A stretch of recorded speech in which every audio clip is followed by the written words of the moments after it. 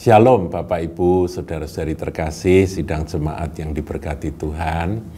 Dalam Suara Gembala kali ini saya mengajak Anda untuk mempelajari akan 1 Korintus 4 ayat 1 sampai 5, dan di dalam ayat-ayat yang ditulis oleh hamba Tuhan ini, oleh Rasul Paulus, ini menceritakan akan sikap hati dari Paulus. Dan ini kita dapat pelajari, maknanya sangat bagus sekali. Saya bacakan, saudaraku. Tuhan adalah satu-satunya hakim, itu judulnya. Demikianlah hendaknya orang memandang kami. Kami di sini adalah Paulus dan rekan-rekan sepelayanannya, para rasul yang melayani Tuhan. Demikianlah hendaknya orang memandang kami sebagai hamba-hamba Kristus yang kepadanya dipercayakan rahasia Allah.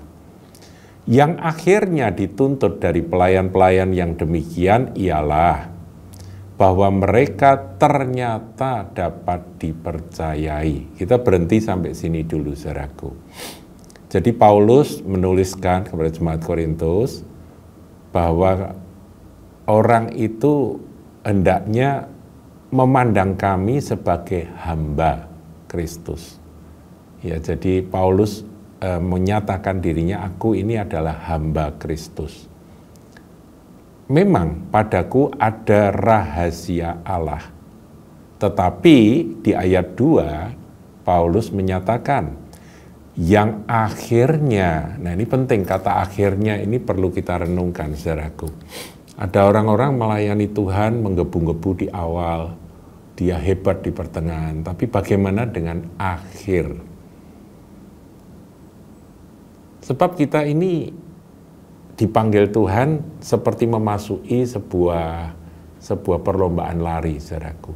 Dalam perlombaan lari itu yang penting apakah kita mencapai garis finish atau garis akhir dari perlombaan yang diwajibkan bagi kita. Itu yang paling penting, saudara.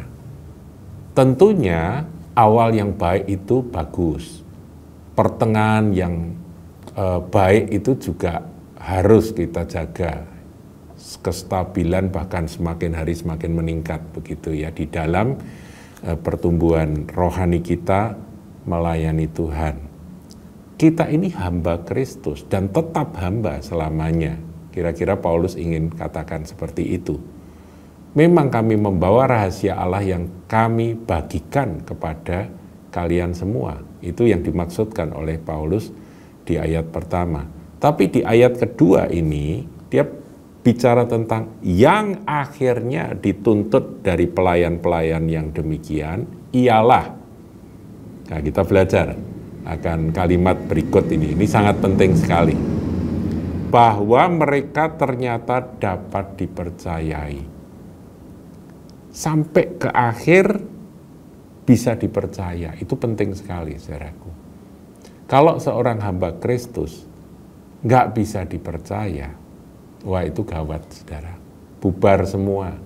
Awal yang luar biasa, pelayanan yang hebat, besar, dan signifikan, itu pun kalau sudah nggak bisa dipercaya, itu percuma.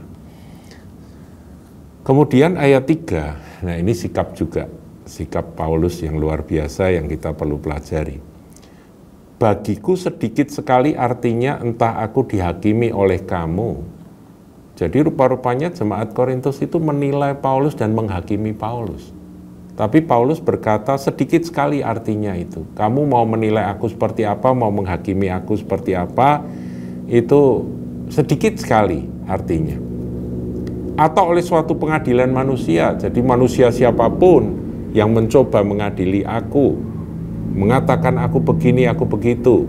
Ya, Paulus disebut orang gila, Paulus disebut cari sensasi dan sebagainya. Ya, itu pengadilan manusia. Itu tidak ada artinya bagiku. Bahkan, ini yang kalimat terakhir di ayat 3, malahan diriku sendiri pun tidak kuhakimi. Jadi Paulus itu juga tidak mau menghakimi dirinya sendiri dengan pikiran manusiawinya. Sebab pikiran manusiawi kita itu cenderung untuk dipengaruhi oleh lingkungan, saudaraku. Seharusnya di dalam kita ini menyerahkan diri untuk dinilai, itu biar Tuhan Roh Kudus sendiri yang menilai kita. Kalau ada Roh Allah yang hidup, yang bekerja, maka kita itu akan tahu kalau ini enggak murni, ada ketidakmurnian, itu kita akan ditegur oleh Roh Kudus. Karena Roh Kudus itu kudus, suci. Kalau ada yang enggak suci, dia pasti akan negur kita. Jadi bukan diriku sendiri yang menghakimi aku. Jadi bukan aku sendiri menghakimi diriku, bukan. Karena penghakiman dari diri kita sendiri itu pasti dari akal budi kita, pemikiran kita yang belum tentu dari Tuhan. Dan itu biasanya dipengaruhi oleh situasi sekeliling, oleh orang-orang yang ada di sekitar kita. Ayat 4, sebab memang aku tidak sadar akan sesuatu, tapi bukan karena itulah aku dibenarkan. Dia yang menghakimi aku ialah Tuhan. Nah, yang penting adalah kalimat ini. Dia yang menghakimi aku, yang menilai aku adalah Tuhan. Saudaraku, kita sebagai hamba-hamba Tuhan, biarlah kita punya prinsip seperti ini. Pertama, aku hamba Kristus. Kedua, akhirnya yang dituntut daripada kita, ayat 2 saudaraku ya, adalah apakah aku bisa dipercaya. Dan aku nggak peduli dengan penghakiman manusia, penghakiman siapa saja, termasuk diriku sendiri. Aku juga tidak menghakimi si aku yang baru itu, tidak kuhakimi. Kemudian yang menghakimi aku adalah Tuhan, yang menilai aku adalah Tuhan. Ini yang paling penting. Ini sedalam-dalam akan prinsip kita melayani Tuhan itu harus ada, saudaraku. Bahwa kiranya Engkau yang menilai aku, Tuhan. Kemudian ayat 5, karena itu janganlah menghakimi sebelum waktunya. Nah, di sini Paulus memberikan pejangan, kamu jangan cepat-cepatlah menghakimi kalau belum saatnya, yaitu sebelum Tuhan datang. Ia akan menerangi juga apa yang tersembunyi dalam kegelapan. Jadi apa yang saat ini disembunyikan oleh orang-orang tertentu yang mengaku dirinya hamba Tuhan, yang karena gelap nggak bisa dilihat, jadi nggak bisa diketahui oleh orang lain, itu Tuhan akan menerangi itu semua, sehingga semuanya akan nampak. Dan ia akan memperlihatkan apa yang direncanakan di dalam hati. Ini bicara motivasi, saudaraku. Motivasi orang itu kadang-kadang kita nggak bisa ngerti. Kelihatannya dia begitu murni, begitu baik, nampak lahiriah seperti itu, tapi ternyata sedalam-dalam hatinya apakah benar-benar tulus, apakah benar-benar murni, atau ada motivasi yang lain. Motivasi meninggikan diri, motivasi kebanggaan diri, motivasi uang, kekayaan, motivasi kedudukan dan puji-pujian. Apakah hal-hal semacam ini nampak ketika ada orang yang di dalam pelayanan itu sepertinya ada yang begitu pandai menyembunyikan, sepertinya nggak kelihatan. Namun saudaraku, rencana sedalam-dalam hati itu hanya Tuhan yang tahu. Kalimat terakhir ayat 5, maka tiap-tiap orang akan menerima pujian dari Allah. Saudaraku, kalau Tuhan yang memuji, itu yang paling penting. Ya, Tuhan berkenan itu yang paling penting.